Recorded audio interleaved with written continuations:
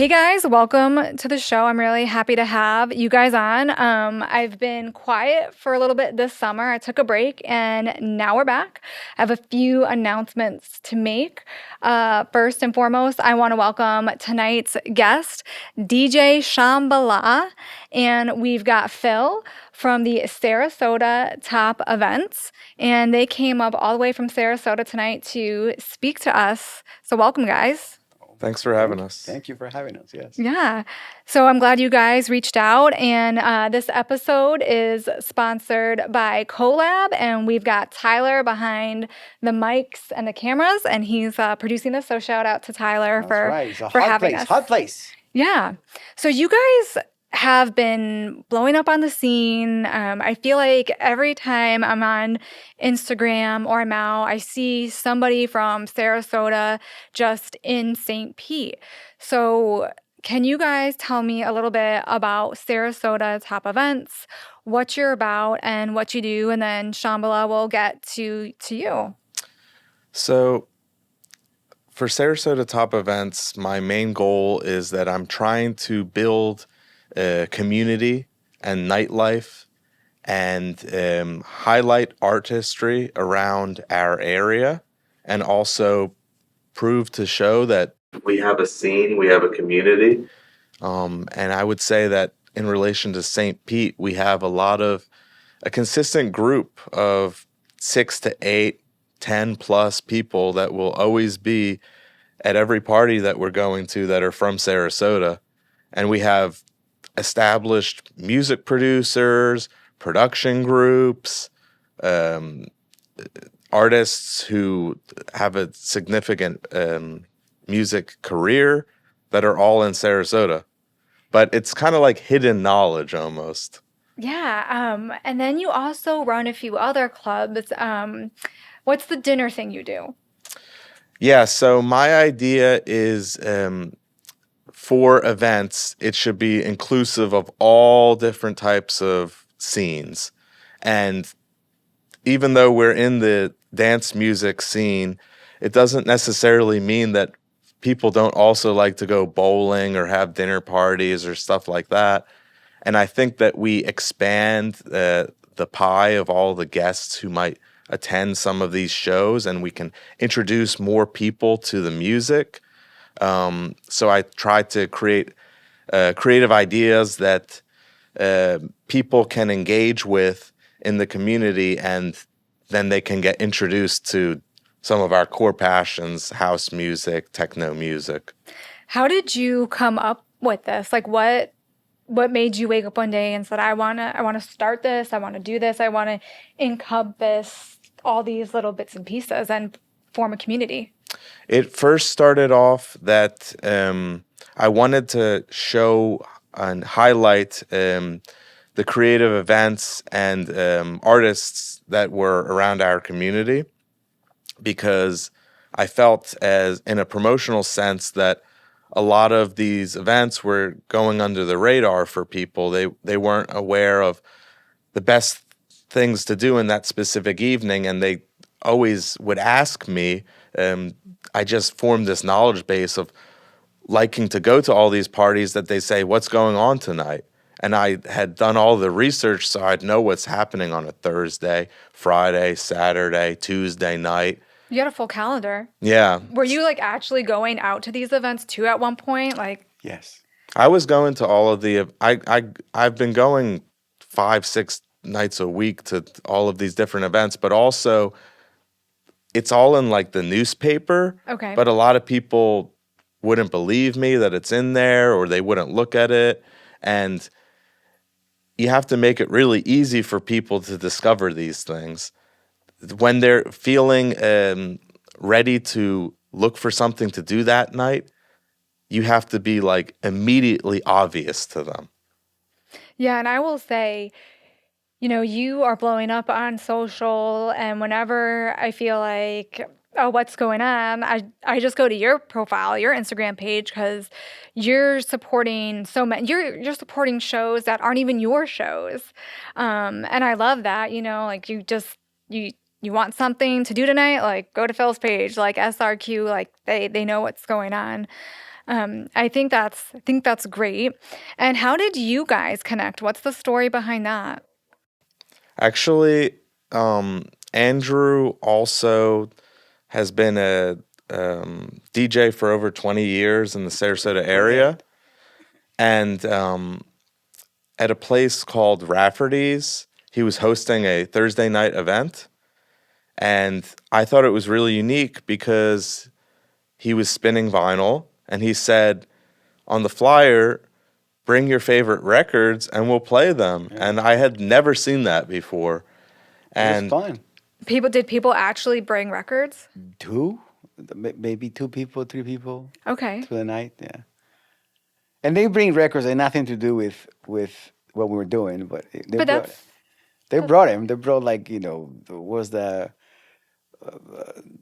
Garfunkel? Was the Simon and Garfunkel? They brought that record, yeah. Okay. Oh yeah, we played that record. I mean, you probably remixed that up. We kind of did, yes.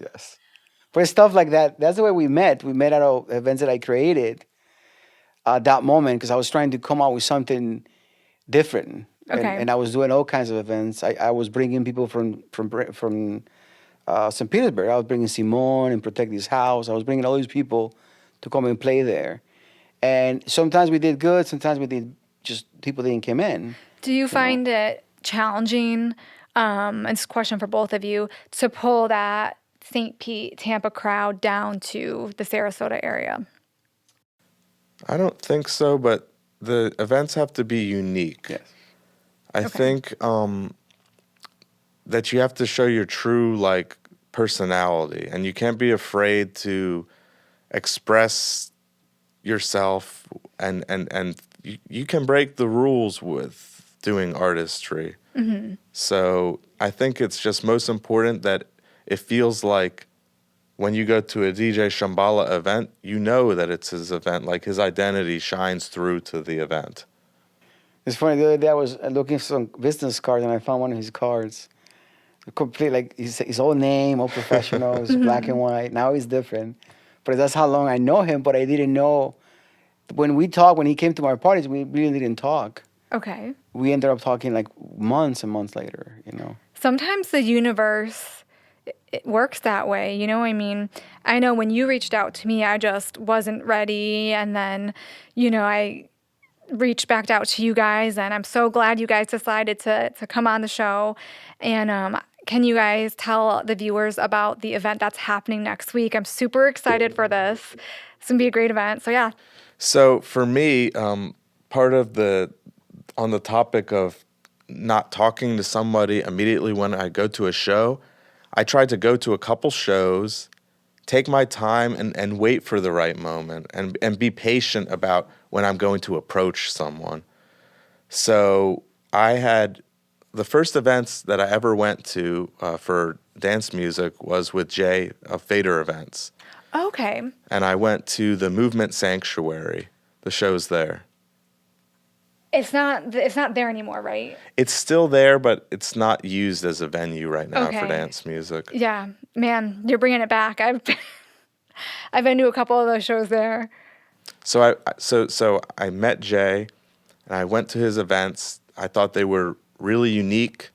They had a different spin, and he was bringing in a lot of new people that I hadn't seen before.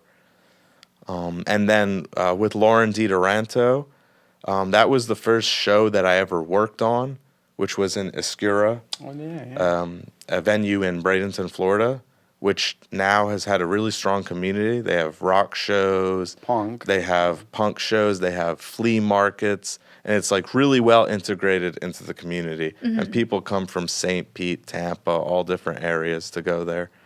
And I did some of the set design there, artistry stuff, and Andrew was actually playing there as well. I DJ. Okay. I played some funky house. Yeah. That day. Yeah. So where is the event, the Nightshade event? We've got that coming up next week, August 10th, Saturday, August 10th, St. Pete, and it starts at 10? It starts at 9 p.m. Okay. And that was chosen because it's the second Saturday's art walk. Oh. And we're also both very well integrated in the art community. So I have like a whole art company. I put on solo and group art exhibitions. It's called Florida Emerging Art. And we met at the very beginning as well with this creatives meetup called Art Lab. And Andrew has been playing every Art Lab now for the past 2 years. 2 years, yeah. Oh wow, that's really cool. Phil, you've got your like hand in all the little creative stuff that's going on. Yeah, I think it's all really linked together. Connected, yeah. Because you have to have focus on everything, on the setting, on the sound, The aesthetics. the cleanliness of a place, the all of the different creative components, even creative hospitality, how well Paper you towels. treat people. Toilet paper. Toilet Yeah. paper. Details. I'm a big bathroom person. Oh yeah. So like I like to rate the bathrooms and so Sometimes it's just zeros. It's horrible. You're like, what's going on? yeah. Yeah. I'm in Afghanistan all of a sudden here. Like, it's I'm just- better peeing out in the parking lot. So who's going to be playing? We are going to have 3 international artists actually. Oh wow. We're going to have Melis Abel, who is from Turkey, and was an established artist in Turkey, but now that she's come here, she's reinvigorating her career, starting all over. We're going to have DJ Shambala, Andrew, Opening. playing a special techno set. I dragged him into that. Okay. Yes. And I'm then happy about it. I'm not being forced, I promise. we're having a good friend of mine and someone who's only 20 years old. It's Philip. going to be his debut show. He's from Serbia, and we both noticed that he has this talent, like this spark. The So it factor. we want to give him like a good launch for that. Yes. And what is his name? Philip Eliz, Okay.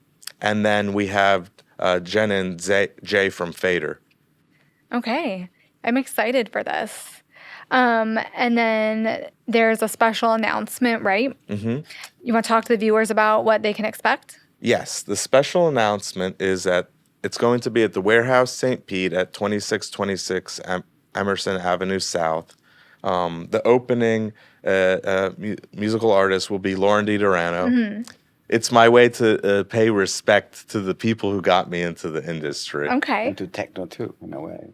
And Andrew will be playing a special back-to-back set with another young, really talented artist from Sarasota, Dennis. Yes, I took him under my wing. He's a great DJ. His name is Dennis, and we call ourselves Dennis to Menace. Okay. Menace being me as DJ Shambala. So, Shambala, where do you want me to call you Andrew? Or do you want me to call you Shambala? Shambala is whatever Okay. you want. Shambala, where are you from? I'm actually from California, from LA. Are you really? Yeah, I'm but from San Diego. so I'm from LA. I'm like Pasadena. Okay. Right? When my mom and my dad separated and divorced, I got taken to Colombia. So And you left the States and you came back. Yeah, I came back. When I was 22, something like that. Yeah. How old were you when you? I was a kid. I was like 11. Oh wow. So Okay, you were young. it was interesting because I spent a long time there. And then when I came back, because my dad died when I was really young. Oh, I'm and sorry about that. My family from Italy was really nice to me, and they wanted to show me the family. And I went to Italy for a couple years too, and in Verona, and I was a kid, so it was not really something that I would be like, that would make me a DJ. No, no. It was just nice to be to all those places. Because you get to know and see things that you may never get to see here in America.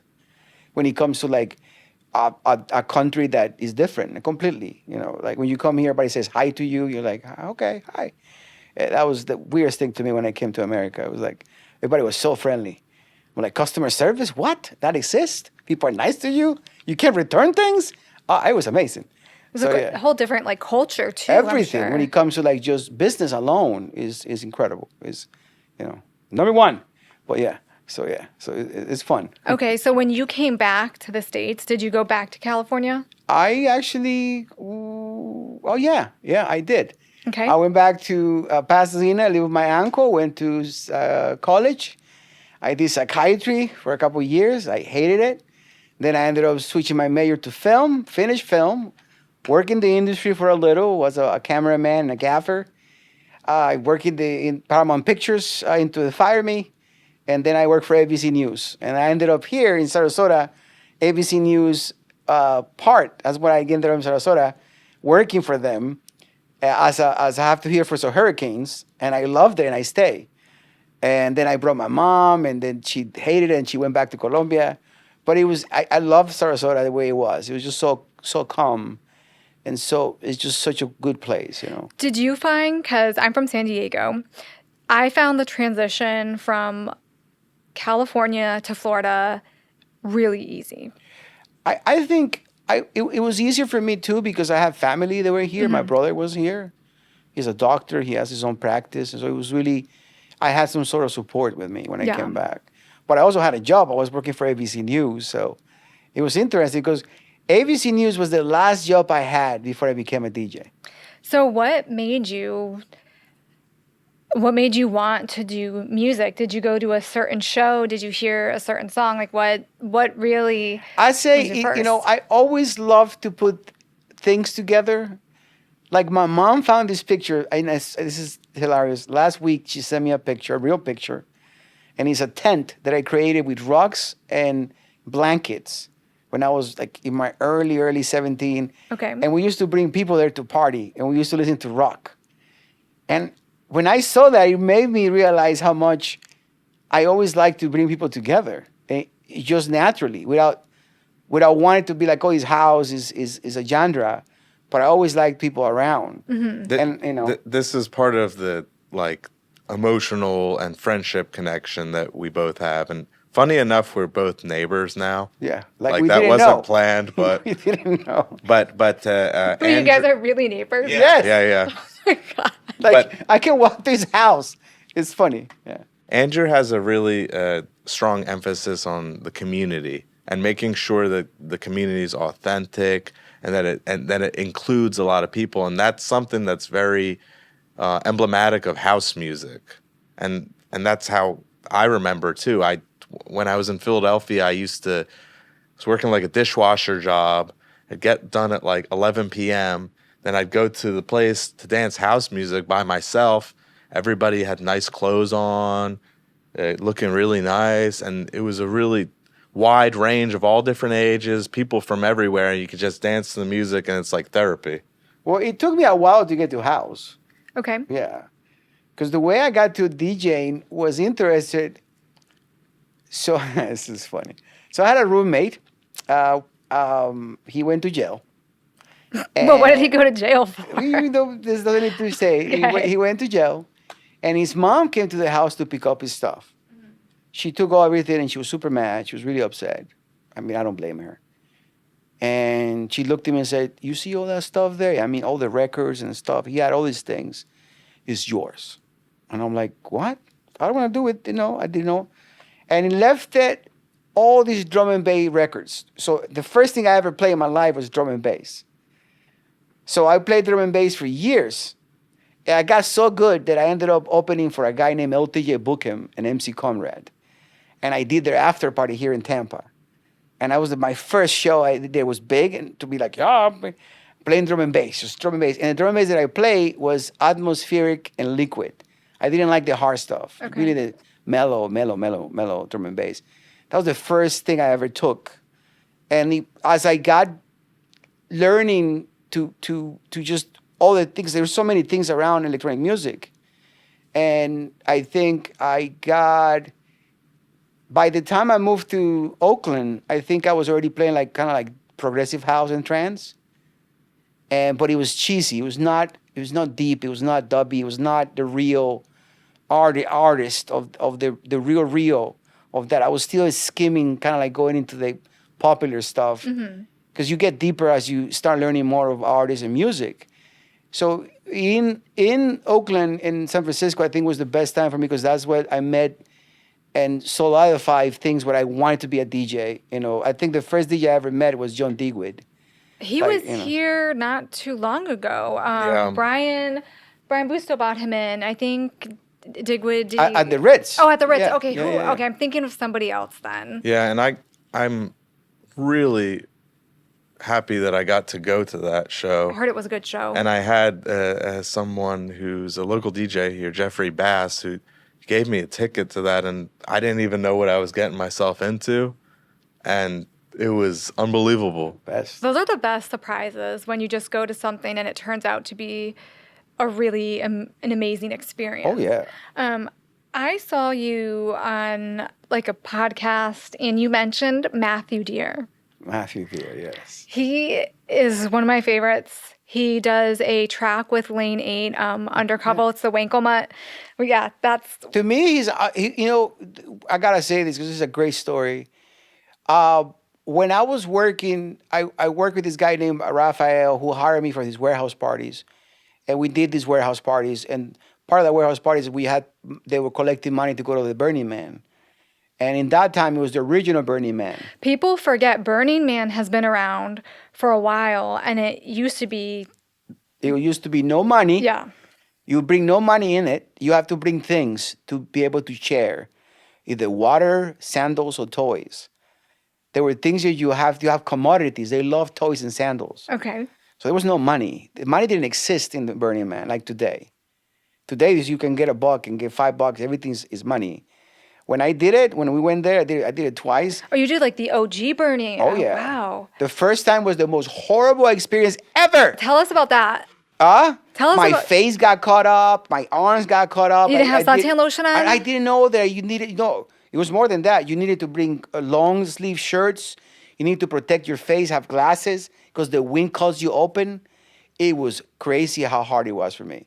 The second year, I knew what I want, I brought toys and sandals and long shirts, and I was ready. Like, it was fine. Do you think, I'm going to ask a question, do you think Burning Man has lost some of its charm because it's become so commercialized He now? got bought by Coca-Cola. Of course he rolls his freaking, it's gone. Like, whatever comes there is a bunch of, it's great. And then, what I'm saying in reality is, it's no longer what it used to be.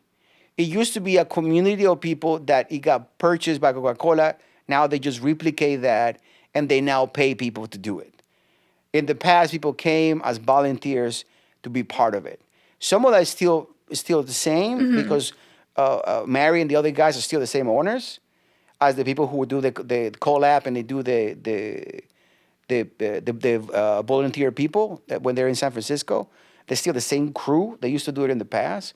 But the thing is, now people get paid. People get paid money to do that work. In the past, you didn't. In the past, you would get fed. You got a place to be, either a tent or an RV. But it was more, you come to the experience of seeing the RV and burn. And it was a whole different thing. Today is like the stages and the DJs and all that stuff there is today. That wasn't the way it was before. The DJs came way later, So when it comes to that part of it, Who knew I was going to get the history of Burning Man? No, I mean, I like that. It's so interesting to see some of these really commercialized events now and what their origins were. Yeah. You brought something interesting up that nobody was paid. This was all volunteer. I'm not on a side of things where, people get paid. I go to an event as an attendee. You host events. You're somebody that, gets paid to perform at an event. Do you ever see some challenges with what people want to be paid versus you're like, hey, this is what I pay you? And we don't have to discuss numbers or anything, but how does that all usually work? I mean... I can take this. Yeah. One of my biggest peeps is to be sincere. Meaning, if I go to a place and they offer me $400 or whatever it is, that gets transferred to the person who's working with me. And we all transfer to each other what we can do. A lot of times, that works better for me because people are willing to be with me for the experience and having fun with me and being part of the show with me and getting a little money out of it, but they're having fun. Mm-hmm. And that's something sometimes when people get paid, they lose the fun part of it and it becomes a job.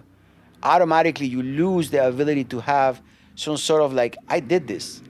Now it becomes, it's just a job. And it changes how you feel about what you do. A lot of people that work with me for the past 2 years, because in reality, since this is another one. I had a heart attack 2.5 years ago. I was paralyzed, and it was the worst thing was after my wife died. I started eating, and I just couldn't come out of that, and I got real big. I was like 365 pounds, and then I had the heart attack, and all that went through. Before that, I was not a DJ. I was just a husband nurse, and I did all this stuff for her. I was working as a geek in Best Buy. Okay. And that's the way I brought money into the house. And after all this happened, and people around me come to help me, like Nikki and people that I love, people really were part of my life. They brought me back to life in a sense because I was paralyzed. I couldn't walk, and little by little I started coming back, and people were like, "You're never gonna walk again. You had a heart attack so bad, And I just I didn't want to listen. It's just like I'm stubborn. I just went through it. And one day I started feeling my legs and my arms, and I started going to the gym, and I went to this place for like they help you come back, and I came back 100%. Now I run, I do weights, I'm 196. Like it's a thing. It's a lifestyle, and it's a change. And out of all that, the one thing I wanted to come back to do was DJing. Thank you for sharing that. And I haven't stopped. Like that is a thing. And my driven is people need to listen to good music. There's a lot of crap out there. And a lot of DJs choose to play crap. And the reality for that is there are not enough of us with good music. There are more of them. But it's fine because they're bad music. So. I'm just still internalizing your story you just shared. I mean, wow. That's a lot to take in. Like I said, I got stories. This is just the way it is with my experience as a person, because it's now almost 28 years of DJing. Well, I'm glad you're healthy and you've overcame that stuff. So I'm happy you're here, because not everybody, gets to wake up. After what I had a black widow, and I have a stem in me too. So yeah, that is like people don't come back out of it. I'm supposed to be like, but I'm not. So it's funny to me that I broke all the molds when he came. Even my doctor was like, I don't know what to do with you. Do you have a greater appreciation for music, producing, and DJing that you've had that experience? I have more appreciation to the human element of things. Okay. So that also allows me to see people's intentions right away. Mm-hmm. And I can see the reality of some people's worlds where they can only use you, but they cannot be your friend. And that really I realized that as I went through this, and a lot of people, their users don't like me because they cannot work with me. So it's interesting, definitely. People don't condemn themselves to be real because they don't have the need. And people no longer ask for it. And he's like, you're gonna get mad at me if I tell you what I want to. And you think that translates over to music when you see other artists or events that are happening that? Well, it's just weird because like a lot of things today that I have to say, they try to be gimmicky. Okay. They try to be like, again, I'm gonna use this as an example. Okay. They try to do a form of a genre to come up with this. We're using that ourselves right now. What? A genre like techno. Oh, a genre. Like, okay. We're using that right now with techno. Okay. Come, we got techno coming, But it is a part of it because we're looking for certain people. They like this music. So it's interesting because I myself has been drenched into techno for a couple of months now because of Felipe and him asking me and being part of it. And that allowed me to find so much good different music that I never, ever was going to stumble into that if I didn't listen to bad techno. Mm-hmm. So I listen to 4,000 tracks a week sometimes and get 30 out of 4,000 tracks. So it is a job to find and your sound. Even if it's in techno, I found my sound. Mm-hmm. So I ended up finding I like dub techno. And he's dubby and he's like super fast and clicky, but he has that wow, like in the back. I'm just like, this is it. This is mine. But it took me a while to find certain things. Also, finding new artists, finding artists like Rosie or Eklund or Antor, like people that I never knew of it if I didn't listen to techno. Because you listen to their music, and this guy who makes techno also makes house. Matthew Deere also makes house, also makes electronica, also makes down tempo, also makes new disco. So do you think it's good for artists to be multi-genre? I think it's good to learn and appreciate the music that is around you, because soon as you get into this bubble where you close yourself for other things, you're not longer allow yourself to be creative. You're stuck in a thing, like you're spinning in one genre. It just sticks with you, like. And sometimes you look at the dance floor, and then that's not make what they want. If you're in a place where you're playing for a large amount of people, they're not just one genre, like techno. Mm-hmm. You're playing in like Mandarin High, or you're playing a place. I done that before, like in different places. I play at the Ritz. I opened up for the Swedish House Mafia at the Ritz. That was me. Like I have flyers of all this. So wait, hang on a second. Did you open up for Cosmic Gate? No, I opened up for one of the guys from Swedish House Mafia. What's his name? He was so drunk. Oh my God, that guy. But I was gonna tell you something about Matthew Deere. Okay. So in one of the warehouses that we did parties in Oakland with Rafael, I got to play in a party. I didn't know it was Matthew Deere. I had no idea it was him. So the dance floor is packed. Everything is perfect. People are dancing, they're smiling. The dance floor is packed. And I'm supposed to play. At that moment in my life, I was playing in Sarasota on a place called Esca. It was cheesy as hell. Just kind of like house cheese. You know, we're gonna jump, all this vocal stuff. And Matthew Deere is playing. So you know what it is. It's the serious stuff, the real deal. I come in, and he's been playing for like 3 hours. So he's asking to go. He wants to stop. So Rafael was like, dude, you got to play. The other guy's not here. He'll be here in an hour. We thought he was going to play for 4 hours. He play. I start playing. It was like a grenade on the dance floor. It was like, poof. Everybody left the dance floor. Like, it was like, poof. How did that feel? Oh, you feel horrible, but not that bad. Then I never forget this. Somebody like tapped my shoulder. I turned around, and it was Matthew. And that time, we played with CDs, all CDs. He had 3 CDs in his finger. He says, play this. All CDs have like 10 tracks each. He hasn't played those music. That guy was amazing. He literally gave me the music to bring the dance floor back. I played the first track, and everybody just went back. And I'm like, I played every single track of those 3 CDs. It was amazing. He looked at me and says, you can keep him.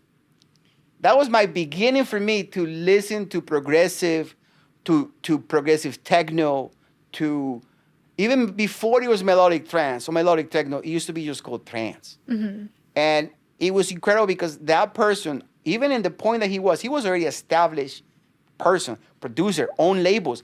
He didn't have to help me. Who the fuck I am? Like he didn't. I'm sorry. You're fine. But he didn't have to help me. He didn't. He could just let that go and go home. But he came back and gave me those CDs. That literally helped me and changed the way I think about so many things when it comes to DJ. But how cool of it, like that he didn't have to be that guy, but he was. No, but he needed, because he understands the importance of the respect of the dance floor. Yeah.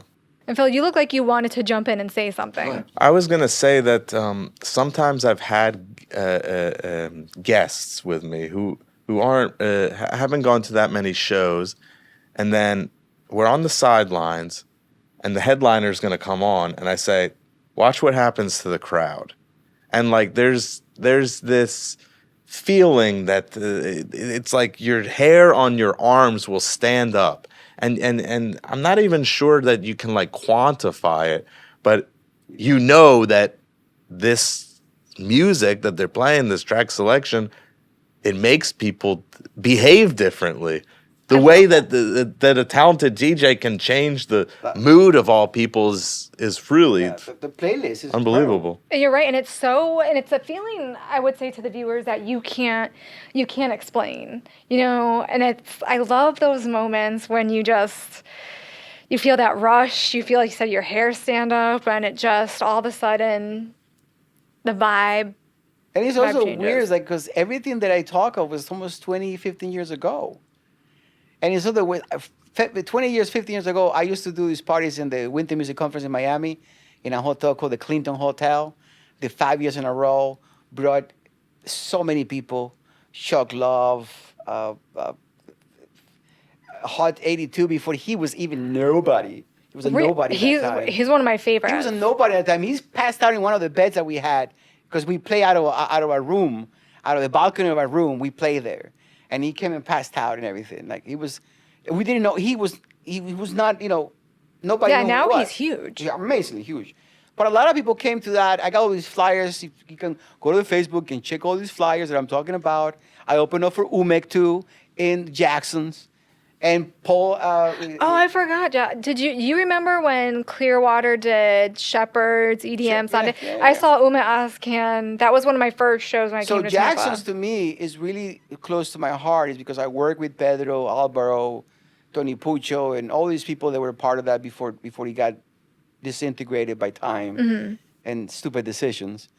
And it was incredible to be part of that because it was one of the places that in that time in Tampa was literally the only place that you can listen to certain type of house that was unique from Chusen Cevallos, Dave Simon, Umek, Paco Asuna. There were so many people that he brought in and to that balcony.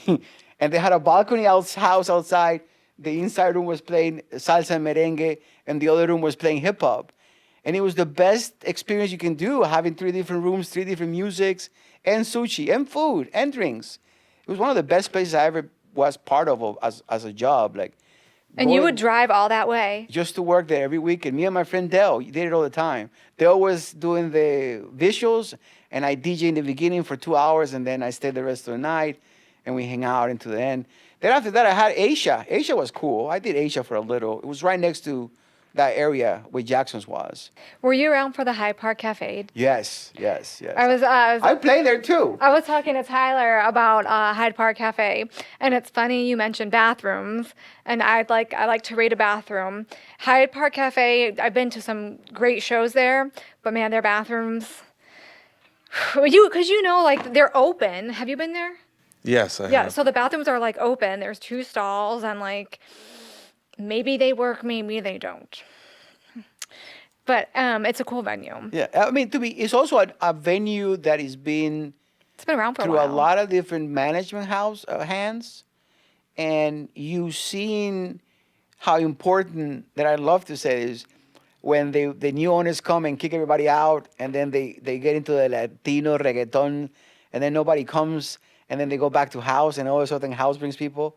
And I just love that, how that place is always being generated and gravitating towards house music, even if it's like Latin house or hip house or anything, but it's still house. So you brought up something Yeah. about management and how management changes, and what do you guys see as that, like about what's happening? And I know we've had a couple changes of hands with a couple of the venues. Yeah. So can you, Like the factory?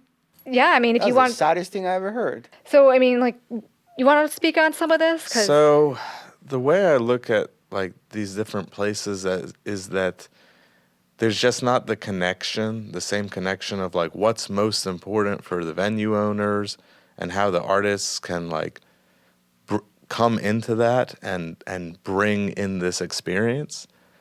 I think it's just about like education, building of the community, establishment of respect and ethics within the community, and coordination between everybody as well, because really the scene can only exist if everybody works together on it.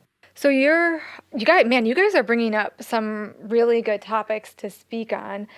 There's been a lot of chatter that the St. Pete and Tampa Bay are losing venues, or venues have changed hands, and people are losing residencies, or we're shuffling this group over here and that group over there. Do you think and we're having so many events too, and it's great to see that everybody is holding their own events, and there's so many different events.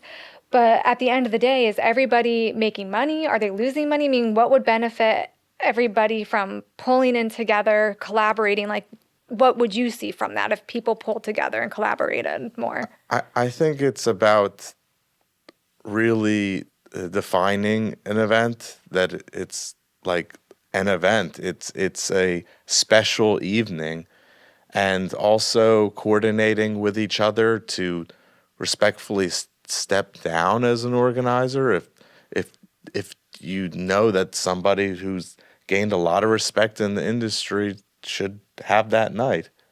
I mean, to be fair, you also have. We just talk about this for a second. So this is. I'm gonna bring this because it's a good example. Not gonna say places, but there's a place that we know that I used to work there, and the owner paid really well. Always pay what I ask, and it was not cheap. And I did that for maybe less than a year, right?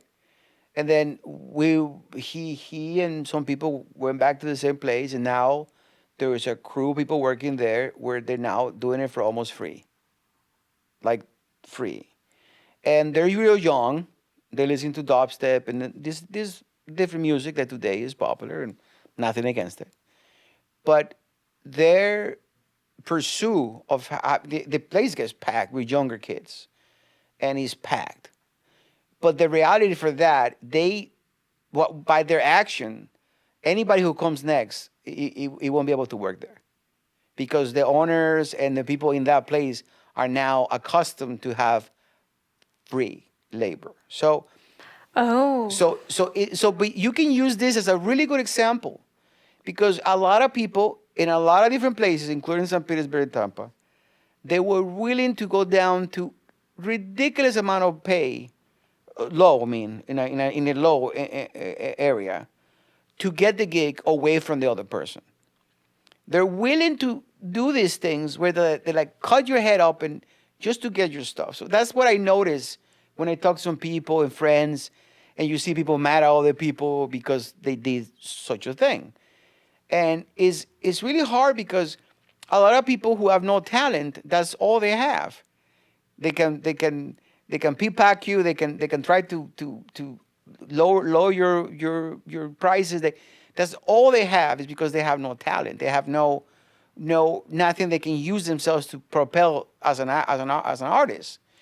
So this is the part that sometimes they're slimy. They just that is a bad tactic for work. the dark side of the industry. So that is one thing that when you say, okay, a lot of DJs are coming back, you see a lot of them over how was the word used? Oversaturated. And the answer was yes, you're right. But also inside of that, and that's the part that I know for sure, is going to take that place that I'm talking about. When those kids leave, they will have a hard time to replicate that. And by the only way they're going to replicate that is by paying. So it's gonna be for them also. It's gonna be learning experience. But what I learned myself when I work in different places, when I go to like I do a place called Rose and Ivy. I do this disco house night, and is consistent. But I have to bring people that want to play disco house and not progressive techno, or I have to make sure that they know where they stand, because people come to see this night to expect certain vibe. And that sometimes people don't understand that. Because I know DJs that I can tell them to come and play, and they say, yeah, I got it, don't worry. And they get there and they start playing, and it's like literally like progressive trance or melodic trance. Have you ever had to tell an artist, like, oh yeah, you have to like kind of play this, or like, have you had an experience where maybe have you ever had to ask somebody like, hey, you gotta go? Well, I do. Normally, I used to do this thing. I was a three strike rule. Okay. If you train rack 3 times, you're out. Have you had that happen in one night where somebody just was so bad behavior, all like? Well, I mean, also the whole thing with people drinking as DJs, ooh, you can get in a hand. Some people just they think they're getting better, But they're getting worse. but they're getting worse. Yeah. Do you think that there's some mental health issues within the scene, and it's. I mean, there's people like to maybe party too much, or maybe people are so focused on their work they're losing sight of other aspects in their life. Well, I don't, because the thing with my ability of making events was always with the intent that I'm trying to get you out of your Funk. funk or Yeah. whatever your normal life is.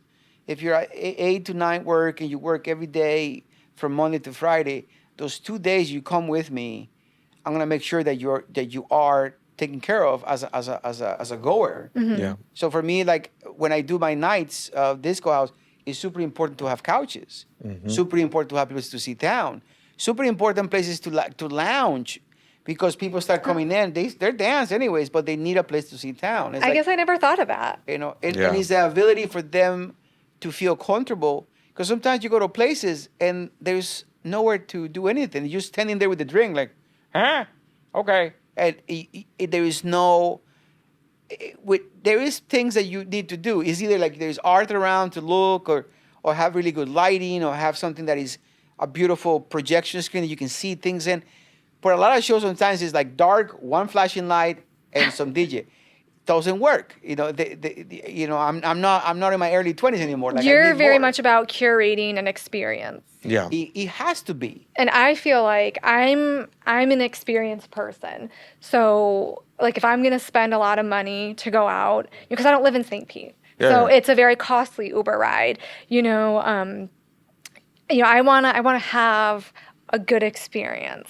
And sometimes I've been to a show where sometimes it's just the crowd is off. And I mean, that happened recently. I went to see Joshua at the Floridian Social a couple months back, and he was great, but the crowd was really, really young, super, super drunk, kind of a little, yeah. Rowdy. And so for me, like my friends and I, her husband's like, you know what, we're all leaving. Like, it's just not our night tonight. And so I like that both of you have Yeah. this, that you curate experiences. I love that. Well, I guess it was right on top of that's why we created this night, that you have a first show that you can be part of. It's techno, and you enjoy yourself on that, and it's created for that crowd. It's curated musically for that crowd. And then we have a show that is later. Yeah, Lauren is playing techno for the first hour because we just don't want to take you away from that right away. Right. And we're going to bring you to house. So towards the night ends. And the house is going to be super interesting because it's going to be 2 DJs playing. It's going to be different. But the curation of the night, from 9 p.m. to 6 a.m., we thought about this. You guys are going to 6. Yeah. Oh yeah, you're doing that. Oh, God. Yeah. Yeah. So we thought about this. We sit down, thought about the music, thought about the DJs. We thought about this because it's important for us to make people understand that you're not coming here to see a black show with a flashing light. You come here to see a show. Yeah, and we have custom lighting. Yeah. Gonna do an art installation in there. I So have. it is something nice. It's I more. know. I'm just like, sometimes I wonder how people can. I mean, this is your show. You guys are going to be working it, so Yeah. you're probably going to be there like 7 or 8 setting up, and Yes. then you have to take down. So it's like a 12-hour. I think the best events are events that you think to yourself as an event goer, how could you possibly make this? It seems like magic. And when you're an event organizer, you at the end of the night you almost feel like amnesia. You don't have any like recollection because you're just so involved. It's like a different role. But a truly good event organizer, no matter any problem that's happening, you'll never see it. So, Phil, can you share a story with us where maybe you were working an event or you were hosting an event where something went wrong, and what went wrong, and how'd you work around that? I would say that And what's maybe something that like people wouldn't see? I think the things that people wouldn't see, especially are within the DJ booth, the lighting, the selection of music, One of the side speakers broke, and we don't know why. the speed of the bar, all stuff like that. there's little things that is funny. Like even in this thing right now we're going, even though we have somebody in charge, there is so many things that can go wrong. There's so many things that can go wrong. Like when you start looking at things like the camp, like there's so many things. The same thing applies to what we do. And I would say this, I do have a good story that when I was doing my shows in Oakland, it was an illegal rave that we were doing, like completely illegal. All right. We'll And take it. We had no idea that the first floor of this warehouse, it was a grow room. Oh. And we didn't know. So, but the entrance for downstairs and the entrance for upstairs are different. But there is an opening you can see downstairs, like a thing, like a little mat that you can look down and you see. So the party is going, and then you see all these cops in the bottom down there coming in, breaking the door, like a bunch of them. And we're like, it was a whole show for us. We were like just looking. We got to see them coming in and taking all the plants. Well, the rave is happening. The rave was happening. So the owner and all that, me and Rafael went downstairs, and there was a couple down there. Was like, "What's going on up there?" And I'm like, "Oh, we're just partying, we just come back. It's all friends. You mind if I go up?" He was like, "Yeah, go ahead." So the lieutenant came up and looked. It was like, "Okay." They left, and there's like, we didn't know. We had no idea. So it was like, "What's going on?" It was like, "Wait, you didn't know? You guys have downstairs that thing?" It's like, "No, we have no idea. This was downstairs." And he was like, "Well, it's out." And they took everything, and that's a good experience. Nobody noticed. No, but that's that's pretty crazy. Nobody noticed. Only me and Rafael and some people were like looking down. We're like, "What's going on?" Like, because we heard the banging of the door downstairs. The sound came up, and we're like, "What's going on?" And oh my God, you see all those cops coming in. I'm like, we freaked out for a little, but we're doing nothing wrong. We're just like throwing out. And it was a rave because the person who owned the warehouse was legit. We knew somebody, so it was not like we were in there. Right. But it was illegal because we were not permitted to be there so late. It was like you were supposed to get out at 10. It was like, I don't know, it was like 4 a.m. Oh my goodness. Yeah, So, and this is something interesting that I think will happen with like the cycles of the venues. To like circle back to that, the scene will never die.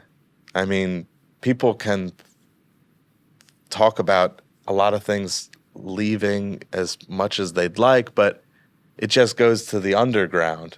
And then the underground grows again, and then you have major venues. So we just go through these like periods of cycle where it goes from the underground, where a lot of new music gets created in those little underground spaces. That's such a cool way of I never thought of it like that. And I think you're absolutely right with that the scene never dies. And if it goes underground, it goes underground, and then it gets big and comes back up. I want to thank you guys so much for coming on. I've had a lot of fun doing this and getting to know you guys. And Phil, I want to say, I think I speak for a lot of people is, thank you for supporting everybody. You help support so many people. Andrew, it was so great learning about you and your story with electronic dance music, and from Oakland, from Sarasota to Tampa. I also want to thank Tyler at CoLab for hosting us tonight, for having us on. And everybody, be sure to catch this show again, August 10th. It'll be in the Warehouse Arts District. It's from 9 p.m. and then there's an after party from 2 to 6. And we will post the links on the page. So remember to give us a like and follow. Make sure you follow these guys here. And folks, we will see you next time. Thanks for tuning in. Pre-sales. Buy some pre-sales. Buy some pre-sales.